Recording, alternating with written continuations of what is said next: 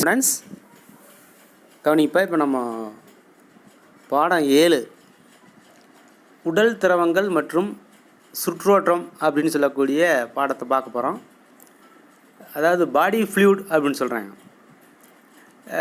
பொதுவாக வந்து பார்த்திங்கன்னா நம்மளுடைய பாடியில் வந்து பார்த்திங்கன்னா, அதாவது உடலில் வந்து பார்த்திங்கன்னா திரவங்கள் இருக்குதா அப்படின்னா இருக்குது.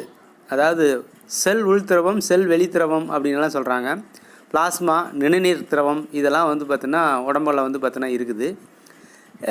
இந்த திரவத்தின் வழியாக நம்ம வந்து பார்த்திங்கன்னா உடல் வந்து பார்த்திங்கன்னா எப்படியெல்லாம் வந்து பார்த்திங்கன்னா ஃபங்க்ஷன் ஆகிட்டு இருக்குது அப்படிங்கிறத பற்றியெல்லாம் வந்து பார்த்திங்கன்னா இந்த பாடத்தில் கொடுத்துட்றாங்க.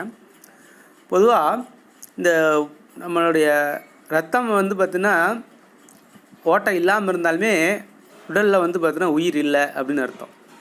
அப்போ ரத்தம் வந்து பார்த்திங்கன்னா ஒரு திரவமா அப்படின்னா கண்டிப்பாக திரவம் தான். நல்லா தெரிஞ்ச விஷயந்தான்.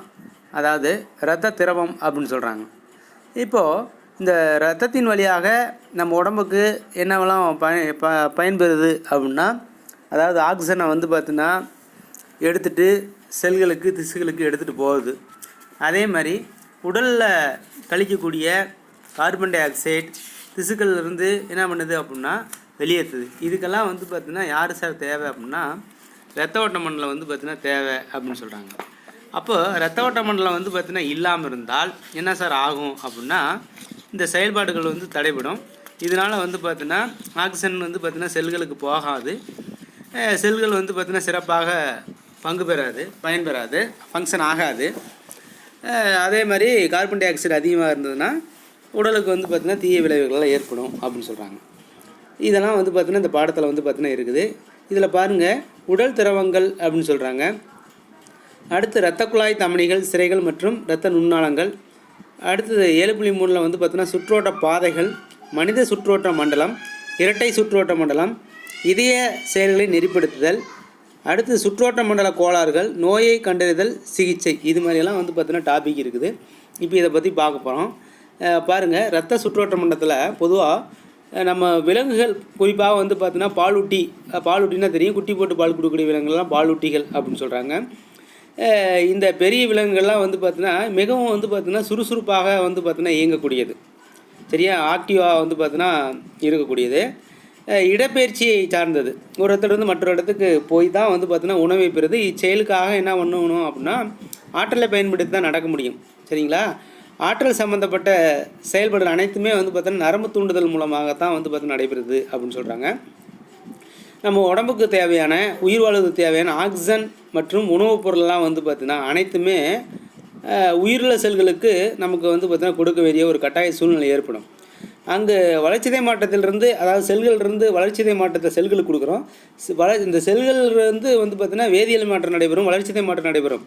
அந்த வளர்ச்சிதை மாற்றத்தின் மூலமாக கிடைக்கக்கூடிய கார்பன் டை ஆக்சைடு கழிவு பொருள்லாம் வந்து பார்த்திங்கன்னா அந்தந்த கழிவு உறுப்புகளுக்கு வந்து பார்த்திங்கன்னா எடுத்துகிட்டு போகணும். இப்போ எக்ஸாம்பிளாக வந்து கார்பன் டை ஆக்சைடு மற்றும் கழிவு பொருட்கள்லாம் வந்து பார்த்திங்கன்னா நீக்கப்படணும். இந்த செல்களுக்கு உள்ளேயும் வெளியேயும் பொருட்களை வந்து பார்த்திங்கன்னா கடத்துறதுக்கு ஒரு நேர்த்தியான கடத்தும் செயல்முறை தேவைப்படுது அப்படின்னு சொல்கிறோம். நேர்த்தியானா வந்து பார்த்திங்கன்னா இயல்பாக நடக்கக்கூடிய நிகழ்ச்சிகள் தேவைப்படுது அப்படின்னு சொல்கிறாங்க. வெவ்வேறு இதுக்கு வந்து பார்த்திங்கன்னா இரத்த ஓட்ட மண்டலம் தேவை அப்படின்னு சொல்கிறாங்க. ஒரு சில விலங்குகளில் வந்து பார்த்திங்கன்னா எக்ஸாம்பிளாக வந்து பார்த்திங்கன்னா கடற்பஞ்சு, குழியுடலி, இதுலாம் வந்து பார்த்திங்கன்னா சுற்றோட்ட மண்டலம் வந்து பார்த்திங்கன்னா கிடையாது. சுற்றோட்ட மண்டலம், இரத்த ஓட்ட மண்டலம் கிடையாது. ஆனாலும் வந்து பார்த்திங்கன்னா அவற்றை சூழ்ந்துள்ள நீர் உடற்குழி பாதைக்குள் சென்று, உடற்குழி பாதைனா தெரியும், அப்போ நம்ம வந்து பார்த்துருப்போம். அதாவது என்ன பார்த்தோம் அப்படின்னா கடற்பஞ்சை பற்றி பார்த்துருந்தோம் இல்லையா, அதுக்குள்ளுக்கு எப்படி water vascular system, canal system, கால்வாய் மண்டலம் அப்படின்லாம் கேள்விப்பட்டிருப்போம். அதனுடைய உள்ளுக்கு போகும், அதிலிருந்து உணவுப் பொருள் ஒழிஞ்சிக்கும். தேவையில்லாது வந்து பார்த்திங்கன்னா எப்படியெல்லாம் வெளியேற்றுது, பினோகோசைட், கைனோசைட்லாம் கேள்விப்பட்டிருப்போம், வெளியேற்றப்பட்டதுக்கு பயன்படுது அப்படிங்கிறதெல்லாம் பற்றி பார்த்தோம். அதே மாதிரி தான் வந்து பார்த்திங்கன்னா இந்த கடற்பஞ்சு பகுதியில் இப்படிலாம் நடைபெறுது அப்படின்னு சொல்கிறான்.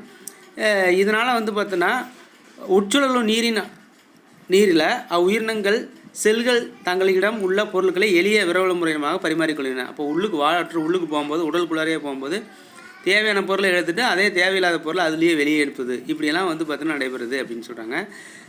ஒரு என்ன சொல்கிறாங்க அப்படின்னா சிக்கலான உடல் அமைப்பு கொண்ட விலங்குகள், நம்மளெல்லாம் வந்து சிக்கலான உடல் அமைப்பு, ஏன்னா நிறையா உறுப்புகள் இருக்குது, மண்டலங்கள் இருக்குது. ஏன்னா இனப்பெருக்க மண்டலம், சுவாச மண்டலம், இரத்த ஓட்ட மண்டலம், தசைகள் மண்டலம், எலும்பு மண்டலம், சரிங்களா, கழிவு நீக்கு மண்டலம் இப்படிலாம் வந்து பார்த்தீங்கன்னா இருக்குது, நாளமில்லா சுரப்பி மண்டலம் இப்படிலாம் ஒவ்வொன்றும் இருக்குது. இப்படிலாம் அடங்கிறதுனால தான் அதுக்கு பேர் சிக்கலான ஒரு அமைப்புடைய நம்மலாம் விலங்குகள் அப்படின்னு சொல்கிறாங்க.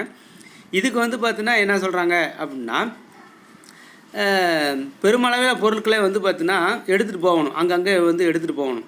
அப்போ அதுக்கெல்லாம் என்ன சார் தேவைப்படும் அப்படின்னா, அதாவது செல்களுக்கோ திசுகளுக்கோ வந்து பார்த்தீங்கன்னா உணவுப் பொருட்கள் எடுத்துகிட்டு போகணும். இப்போ இதுக்கெல்லாம் என்ன தேவை அப்படின்னா, அந்த ரத்த ஓட்ட மண்டலத்தில் இருந்தால் தான் அப்படி செய்ய முடியும் அப்படின்னு சொல்கிறாங்க. அப்போ தேவையான முறையில் வந்து பார்த்தீங்கன்னா தொலைவில் இருந்தாலும் வந்து பார்த்தீங்கன்னா என்ன பண்ணுது அப்படின்னா, கால்கள் கூட வந்து பார்த்தீங்கன்னா, அதாவது தலை முதல் கால் வரை வந்து பார்த்தீங்கன்னா ரத்தம் வந்து பார்த்தீங்கன்னா எடுத்துகிட்டு போகணும். உணவுப் பொருட்கள் அங்கே இருக்கிற செல்களுக்கு திசுகளுக்கு உணவுப் பொருள் எடுத்துகிட்டு போகணும், ஆக்சிஜன் போகணும். அப்போ ரத்த ஓட்ட மண்டலத்தின் மூலமாகத்தான் இந்த செயல்பாடுகள் வந்து பார்த்தீங்கன்னா நடைபெறுது அப்படின்னு சொல்கிறாங்க. சுவாசம், உணவோட்டம் மற்றும் கழிவு நீக்கம் போன்ற உடற்செயல் நிகழ்வு பெரும் பாய்வு முறை வந்து பார்த்தீங்கன்னா அடிப்படையாக அமைகிறது அப்படின்னு பெரும்பாலும் வந்து பார்த்தீங்கன்னா இது மூலமாகத்தான் நடைபெறுது அப்படின்னு சொல்கிறாங்க. இது எளிய விரவல் முறையை விட இம்முறை வந்து பார்த்தீங்கன்னா கொஞ்சம் சிக்கலானது. வெகு தொலைவில் இருக்கக்கூடிய உறுப்புகளுக்கு போகிற எடுத்துகிட்டு போக முடியும் அப்படின்னு சொல்கிறாங்க. இப்போ விரவல் பறவைனா என்ன அப்படின்னா டிஃப்யூஷன் அப்படின்னு சொல்கிறான். அதாவது நேரடியாக வந்து பார்த்தீங்கன்னா உடம்புக்குள்ளார தோல் மூலமாக எடுத்துக்கிறது, அதான் விரவல் பறவை முறை அப்படின்னு சொல்கிறாங்க. இப்போ நம்ம கொடுத்துருக்கிறத பாருங்கள், நமக்கெல்லாம் கடினமானது சிக்கலமானது, அதாவது சிக்கலானது அப்படின்னு சொல்கிறாங்க. இப்போது கடத்தல்ங்கிறது வந்து பார்த்தீங்கன்னா உணவு பாருங்கள், உணவு, வாயு, ஹார்மோன், வாயுனா ஆக்சிஜன், ஹார்மோன் அதாவது நம்ம உடம்புல சுரக்கக்கூடியது, நாளமில்லா சுரப்பி மண்டலம், நாளமில்லா சுரப்பி மண்டலம், நாளமுள்ள சுரப்பி மண்டலம்னு சொல்கிற மாதிரியே அது ஹார்மோன்கள் சுரக்குது. எடுத்துக்காட்டாக வந்து பார்த்தீங்கன்னா என்ன சொல்கிறாங்க அப்படின்னா ஹார்மோன், தைராய்டு ஹார்மோன் அப்படின்னாலும் சொல்கிறோம் இல்லையா, இது மாதிரிலாம் ஒரு ஹார்மோன் இருக்குது. எல்ஹெச் ஹார்மோன், லூட்னிசிங் ஹார்மோன் சொல்கிறாங்க, எஃப்எஸ்ஹெச் ஹார்மோன், இதெல்லாம் இனப்பெருக்க ஹார்மோன் அப்படின்னு சொல்கிறாங்க. பிட்யூட்ரி ஹார்மோன், அடினல் ஹார்மோன் இப்படியெல்லாம் வந்து ஹார்மோன்கள் இருக்குது. இது இந்த இதெல்லாம் வந்து பார்த்தீங்கன்னா எடுத்துகிட்டு போகணும். எங்கே எடுத்துகிட்டு போகணும் அப்படின்னா கிட்டத்தட்ட அந்தந்த ஸ்பெசிஃபிக்கான உறுப்புக்கு எடுத்துகிட்டு போகணும். இப்போ பாருங்கள், 1 மில்லிலிட்டர் ரத்தம் 60 வினாடிகளில் இதயம் முதல் பாதம் வரை பாய்ஞ்சிரும் அப்படின்னு சொல்கிறாங்க. அதாவது 60 வினாடிகளில் 1 மில்லிலிட்டர் ரத்தம். இப்போ கிட்டத்தட்ட நமக்கு வந்து 5.5 லிட்டர் ரத்தம் இருக்குது. அது மில்லிலிட்டர்னால் வந்து பார்த்தீங்கன்னா எண்ணிக்கை வந்து பார்த்தீங்கன்னா கிட்டத்தட்ட வந்து பார்த்தீங்கன்னா 1000 மில்லிலிட்டருங்கிறது ஒரு ரத்தம் ஒருத்தவங்களுக்கு 1 லிட்டர் ரத்தத்தை சார்ந்தது. இதே மாதிரியே நமக்கு அந்த 5.5 லிட்டரு 6 லிட்டரு இதை விட ஒரு சிலர் குறைவாகவும் இருக்கலாம், எக்ஸாக்டாக சொல்ல முடியாது. இப்படி ரத்தம் வேரியேஷன் வந்து மனுஷனுக்கு வந்து பார்த்திங்கன்னா இருக்குது அப்படின்னு சொல்கிறாங்க. 60 வினாடிகளில் அதாவது இதயத்திலிருந்து பாதம்னா அடிக்கால் இருக்குது இல்லையா, ஃபுட் அப்படின்னு சொல்கிற மாதிரி அது வரை வந்து பார்த்திங்கன்னா பாஞ்சிரும் அப்படின்னு சொல்கிறான். ஆனால் இது எப்படி ரத்த ஓட்ட மண்டலத்தின் மூலமாக இப்படி பாஞ்சிருமா உண்மையாக கேட்பாங்க. ஆனால் விரவல் பரவல் முறை அப்படின்னு சொல்கிறான். அதாவது சிம்பிள் டிஃப்யூஷன், கடற்பஞ்சு இதெல்லாம் இருக்குது இல்லையா, இதிலெல்லாம் வந்து பார்த்திங்கன்னா என்ன ஆகும் அப்படின்னா 60 ஆண்டுகள் ஆகும்னு சொல்கிறாங்க. அப்போது அவ்வளோ மெதுவாக ஸ்லோ ப்ராசஸ் அப்படின்னு சொல்கிறாங்க. அடுத்து உடல் வெப்பநிலை சமநிலை பேணுதெல்லாம் வந்து பார்த்தீங்கன்னா இதில் நடைபெறுது அப்படின்னு சொல்கிறாங்க. அடுத்தது வந்து பார்த்தீங்கன்னா இப்படியெல்லாம் வந்து பார்த்தீங்கன்னா நமக்கு உடம்புல வந்து பார்த்தீங்கன்னா இந்த ப்ராசஸ் வந்து பார்த்தீங்கன்னா ஏற்படுது அப்படின்னு சொல்கிறாங்க. இப்போ அடுத்ததாக வந்து பார்த்தீங்கன்னா உடல் திரவங்கள் அப்படின்னு சொல்லக்கூடிய டாபிக் இருக்குது. அதை வந்து பார்த்தீங்கன்னா நம்ம அடுத்ததில் வந்து பார்த்தீங்கன்னா பார்க்க போகிறோம்.